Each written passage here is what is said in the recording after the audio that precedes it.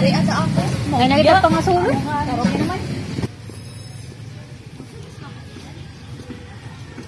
Maubi naman pag sinulod. Siya nga ni, poros na lang yung nagkaklase. Uli kita dayon.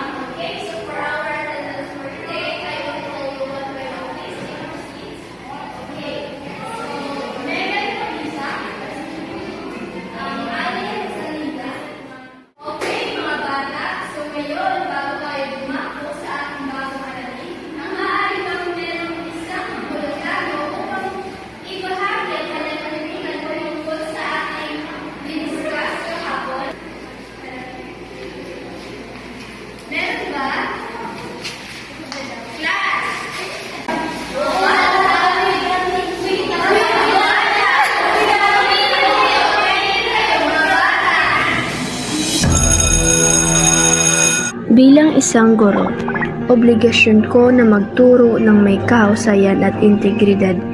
Tiyakin ang kaligtasan ng mga bata, maging patas at igalang ang dignidad ng bawat estudyante. Pumasok on time at makipag-ugnayan sa mga magulang at komunidad. Pag-aaralan ay patungkol sa mga shapes. Meron ba kayong alam na shapes na alam nyo? Yes, ma'am. Okay, Megan. So, base sa aking ibinuhit, alin sa dalawang hugis nito ang hugis star? Yung nasa kaliwa po. Okay, very good. Palpakan natin si Megan.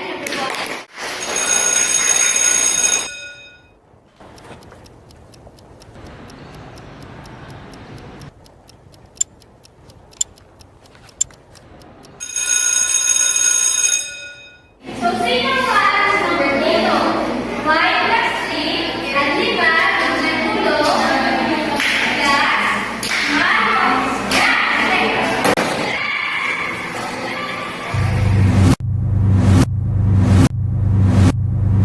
Hindi madaling trabaho ang pagiging isang guro sapagkat papasok kang fresh at uuwi kang pagod. Dahil sa daming gawain, hindi ko na alam ang aking uunahin.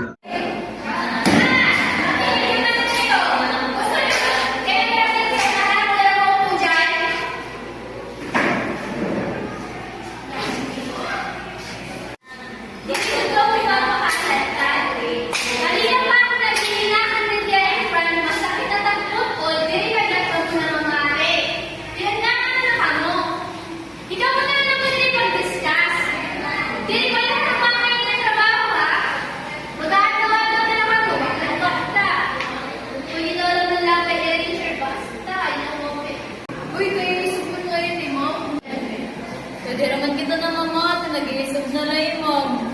Mga pinag-pinapan ng pinag-iisip. Mga hindi kayo hindi makapagpapalala yung hindi na Kaya nariyan ka sa hindi ako kami na kung ano nasa nila.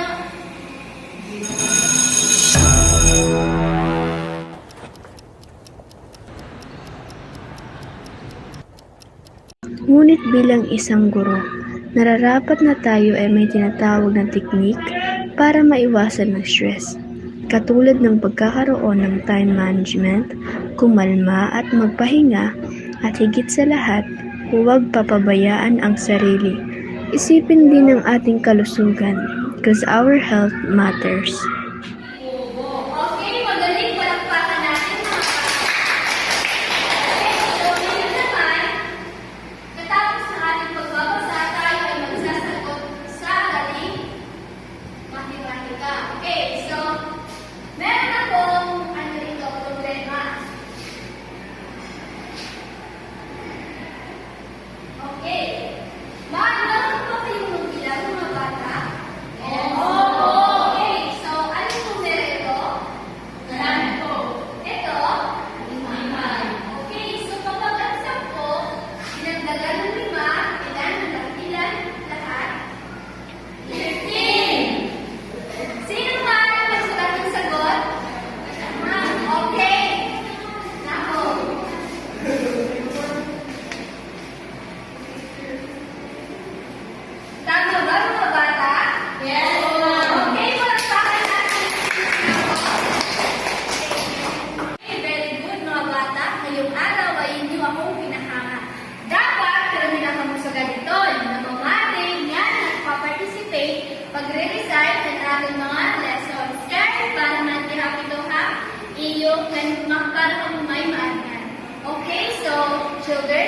stand up.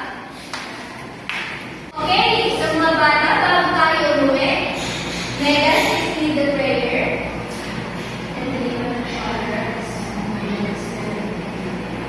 In the love of God, my guardian angel, all the Son, and this is the day, that ever you do, let my Son, forever and ever, Lord, and ever.